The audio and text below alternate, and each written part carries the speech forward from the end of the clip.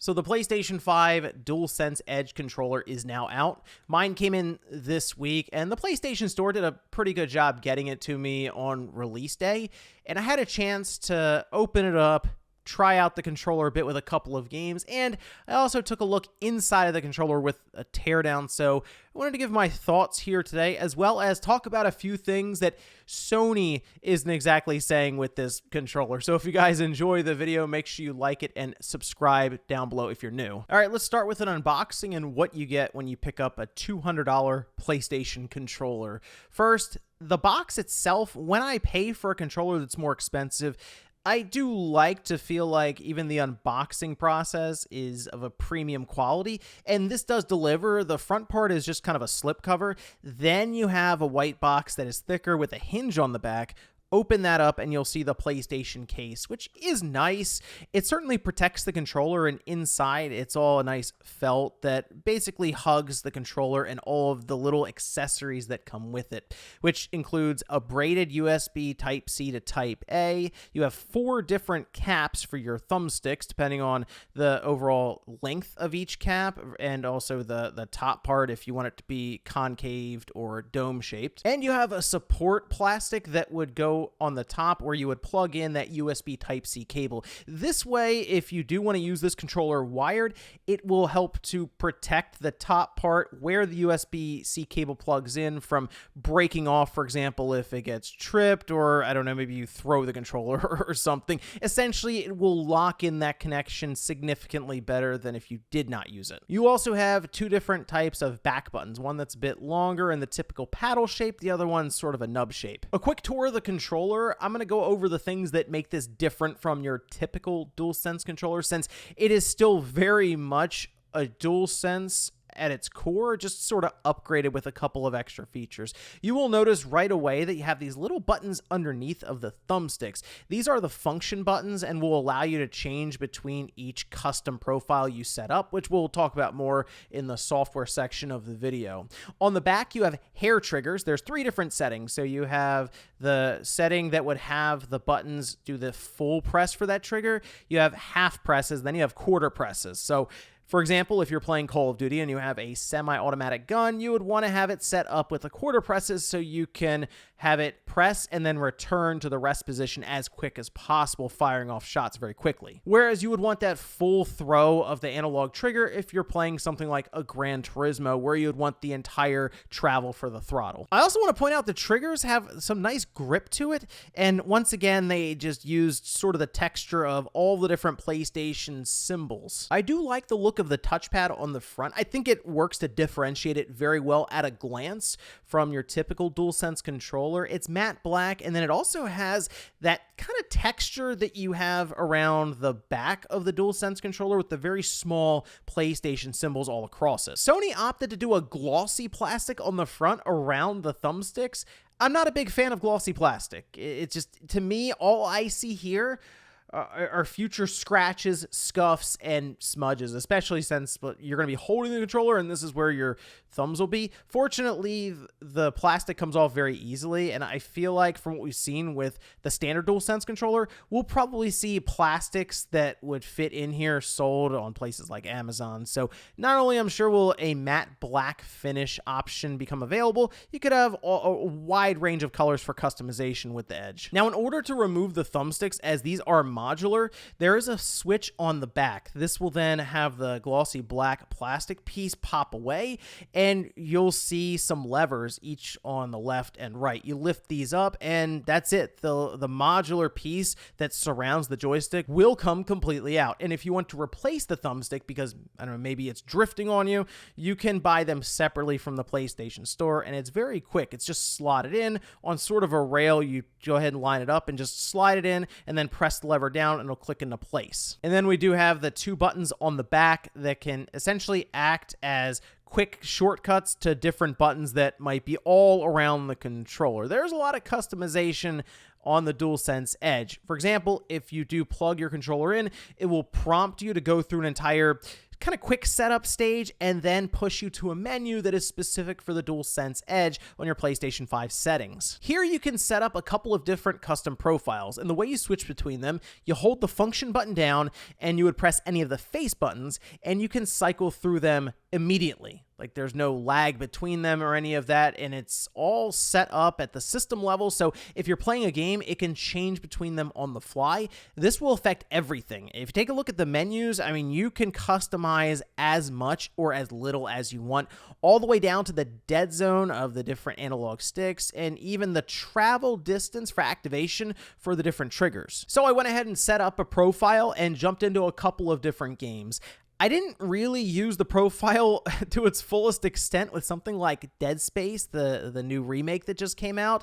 I'm enjoying it. I'm playing through it as it came out right alongside this DualSense Edge controller, but I never really felt the need to have much mapped to the back. However, when I jumped over to Forspoken, it actually made the experience better, mostly because the parkour button that would normally be circle, I mapped to the back right button, so I could press that very easily without having to take my thumb off of jump, and it just seemed to balance the controller a bit better even for the attacks. So I was moving around, dodging, and doing a bunch of acrobatics that were a bit more work when I had to jump between circle and jump and other buttons on the face. I do also think that the DualSense Edge in the hand feels like a higher quality controller. Could come down to the weight because this controller is, I'm gonna say, roughly 20% heavier than your standard DualSense controller. Otherwise, it does feel a bit sturdier when you go to try to bend and creak the controller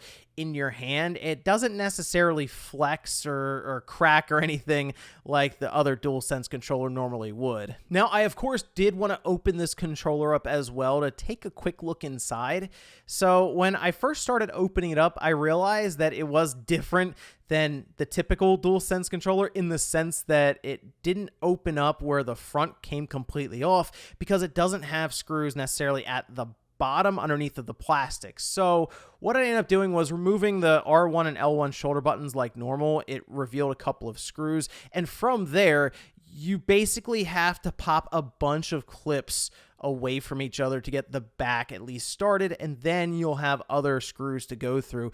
The reason I feel like they did this is to make it sturdier or feel sturdier in the hand. Having clips along with screws, especially this many clips, and it's like thick plastic, it will make it feel like one piece. Whereas if you have a couple of screws and no real clips around some of the spots that are between screws, you'll be able to, as I mentioned, kind of creak and bend it a bit easier in your hand. So Sony did at least think about kind of the quality and the build behind this controller, and that's something you're going to see a bit more as we go along. For example, I wanted to see how the back buttons were put together because in my mind, I was thinking that we may see a lot of plastics used inside of this controller to save on cost, obviously. But as I went further and further into the controller, I realized they did a lot when it comes to just all metal pieces.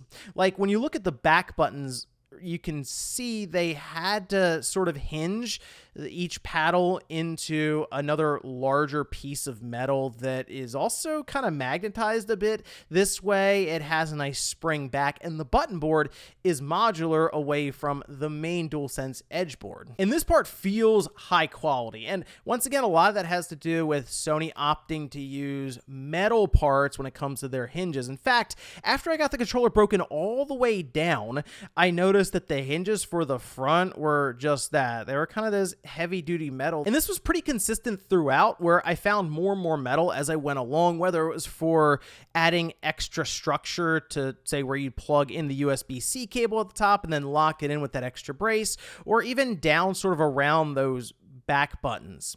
There seems to also be more plastics inside to help support the entire controller. So yes, while it is a more expensive controller, Sony didn't exactly skimp on some of the internals to make it feel that way. Oh, and if you're wondering how the hair triggers on the back work to stop the press halfway or a quarter of the way through, when you do press down on that little kind of button lever, all it does is push a piece of plastic further and further left. That's kind of it. And it has basically a stair-step pattern set up on the back of that trigger. So you press it over once and you'll see it does half press it over all the way, and you have a nice quarter press. It's pretty basic of a concept at its core, but it gets the job done. But I have to knock Sony for the battery. And this is the biggest thing they really didn't tell people. They were very coy about this. All right. So the battery in the DualSense Edge is indeed smaller than the battery that is in your standard DualSense controller that already gets kind of beaten down for its battery life. Well, you're dropping about a third of the battery capacity when you go to the DualSense Edge, and I have no idea why.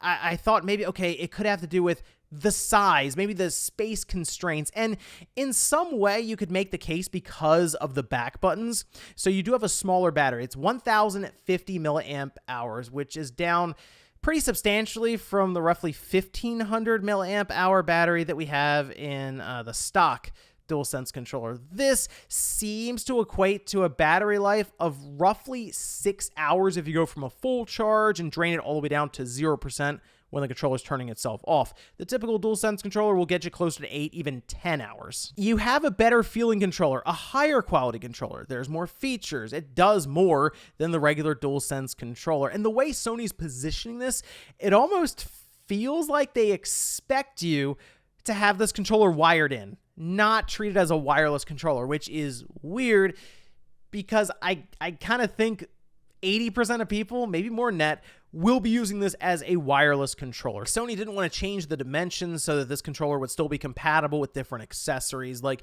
it does still work on the charging dock accessory, which is nice, so it will sit there with your other regular DualSense controllers, but I feel like I would have given up that compatibility for a larger battery inside. And really, to me, this would have been their moment to go all out. To just say, you know what, we're going to have this 2500 milliamp hour battery, something crazy, and we're going to go up to 20 hours. Like, we're just going to go all out. You're going to have a better battery with this more expensive controller. And it feels like that would have been an easier thing to market. And I guess the question comes back to, is this something that is worth the $200? And really, it's hard to say. The reason I say that is because I understand some people are happy to get the higher build quality and don't mind if the battery life is 6 hours, because sure, I get it. Most times people are playing games on average an hour or two at a time as they are able to. It is rare for people, I guess, overall to sit down and play for 6, even 7 hours and drain the battery completely. And if you like the idea of customizing the controller completely, I mean, you are moving buttons all over the place as you would need to, or if you're somebody who is more competitive in the multiplayer scene, then yeah, you are going to find use with this DualSense Edge controller. Now, I do not recommend buying this for PC. The reason I say that is because it appears at this time of release, you still need a PS5 to customize it. They don't have anything set up on the PC side, and really, there are other controllers out there that would give you similar customization and at times better compatibility as it is, like the 8-bit DO Ultimate controllers. The DualSense controller is still touch and go when it comes to compatibility in PC games to use all the features in the first place. So to me, yeah, save yourself like $140 and go get the 8-bit DO Ultimate controller. It should do you fine. So overall, it is hard for me to recommend this controller at its current price point of $200. However, I have a hard time recommending any controller that costs $200 or more.